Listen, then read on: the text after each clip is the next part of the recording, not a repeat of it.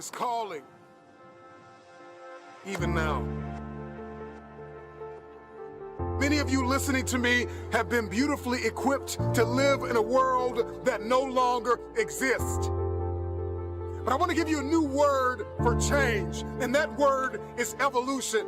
And you are either going to evolve or expire. See, everything changes. The economy changes, relationships changes. We change mentally and emotionally and physically, and you are either dying or you are either living. Every time you made a change, you got hurt. And so this is why when you hear the word change, there's a mental block. You cannot change because you have equated change with pain. Every time you have changed, you feel pain. You stepped out of one relationship to another and you feel pain. You leave one neighborhood to another and you feel pain.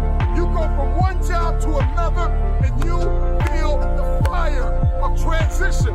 So every time you hear the word change, you see pain. Every time they say it's time to make a difference, every time they say you need to go from this place to that place, all you can see is blood in your eyes. All you can feel is the blood and trauma in your mouth, hypnotized by the pain of change. Evolve your belief system. Change is not pain. See change as growth. See change as transformation.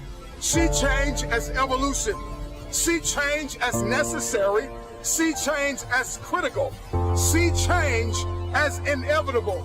And the more and more you start to see that change is not pain, you're going to see transformation.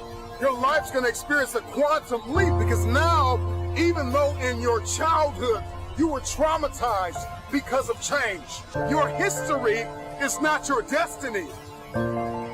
See, those of you who will evolve, who are willing to evolve, you will inherit the future. Those of you who are willing to take everything you do to the next level, you will inherit the future. It is the individual who is willing to become more. Change is inevitable, and you are either changing for the worse or changing for the better. You decide. Change is an invitation to the future. If I can change, I can have my future.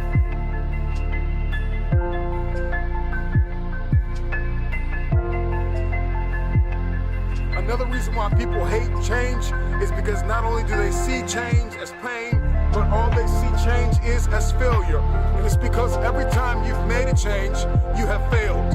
And you have to start identifying change with a new layer of belief.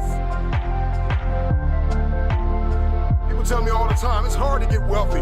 It's hard to grind. It's hard to be focused. How do you even do these speeches? It's hard to stay motivated. It's hard to stay broke. It's hard to stay depressed. It's hard to stay governed by anxiety. It's hard to be inconsistent. It's hard not to have daily disciplines. It's hard not to believe in yourself. It's hard to be broke. It's hard to be poor. It's hard. It's all hard. So choose your heart. You either gonna work for it, or sit there and let life knock you down and dare you to get back up. So I see the privilege. I see the moment.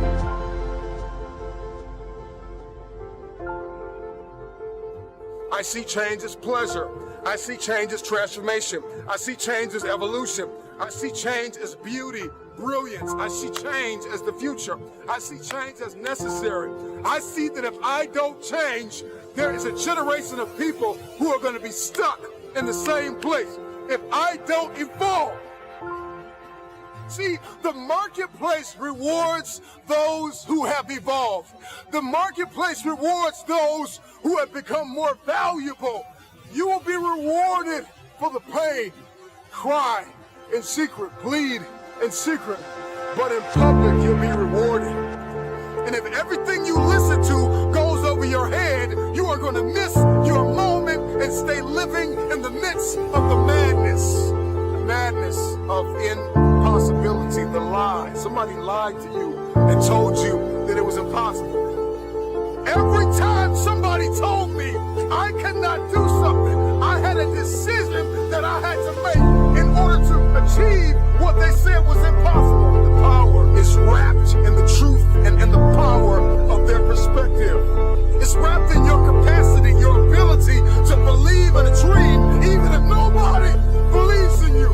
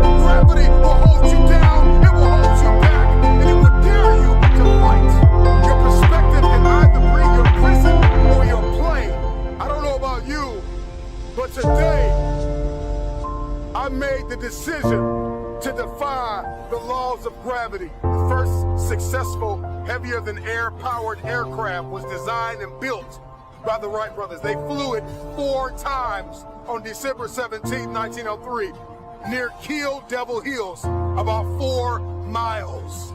I believe possibility is destiny, and it is fear that keeps us arrested and apprehended by the spirit of impossibility. I'm gonna tell you this right now, and nobody else is gonna tell you this. Impossible is a spirit, and you've got to arrest that spirit or it will arrest you. Impossibility is like a soda fountain, the easy way out, the path of least resistance, because to say something is impossible, to give up, to cop out, to fill your cup of carbonated excuses. It tastes good, but it doesn't sit well as it goes down into your system. To remove the 2 letters is the grit of existence, the binding faith of hope to your chest and letting your heart beat. You gotta rewrite the code, you gotta rewrite the script.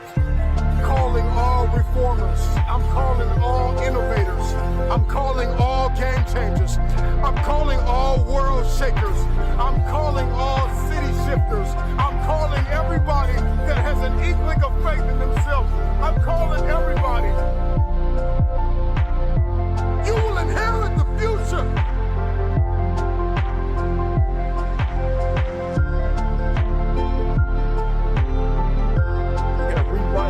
The code in our soul, because it's a matter of the soul, it's a matter of the will. People that have a will to win are the ones who win. These are the people that see the future.